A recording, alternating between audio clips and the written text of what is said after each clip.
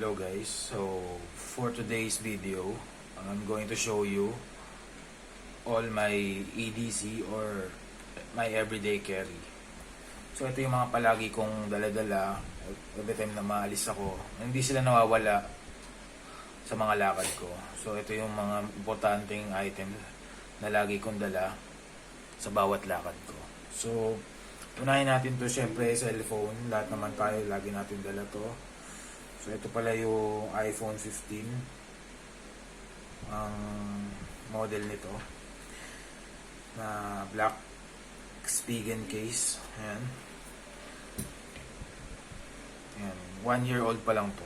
So hindi po masyadong gamit. Next is yung ating susi. Siyempre kailangan natin itong dala-dala lagi. Isa sa motorsiklo at isa sa kotse, sa sasakyan.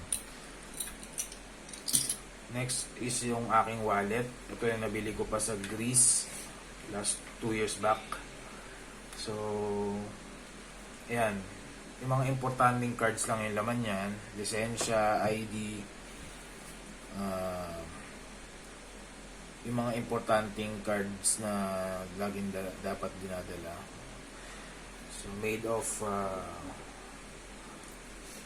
cow skin siya. Sabi nung nagtitinda nito. Pero mukhang matibay naman. Etong relo, ito yung matagal sa akin. So, tumagal to ng 10 years. Hindi pa rin siya nasisira. Sobrang tibay niya. Kahit ilang gamit, kahit ilang beses siya na nabagsak, hindi pa rin siya nasisira. Pero every 2 years, 2 to 3 years ko siya pinapapalitan ng battery. Pero napaka tibay nito ang relo na to. So G-Shock black color. At lastly, lagi kong dala tong aking eyeglass kapag may kailangan kong basahin. Eyeglass na may blue lens. Tsaka yung left eye ko kasi medyo malabo na. So ito yung grado ng lens sa mata ko. Yung right eye naman wala akong grado, sa left eye lang siya. So blue lens na to, pang-protect sa blue light na nakukuha natin sa mga gadget, sa sunlight, sa mga fluorescent light. So ito yung may protection siya ng ganun.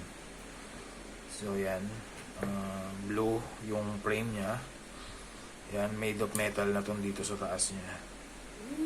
So yan, sa free lang tong case sa Vision Express.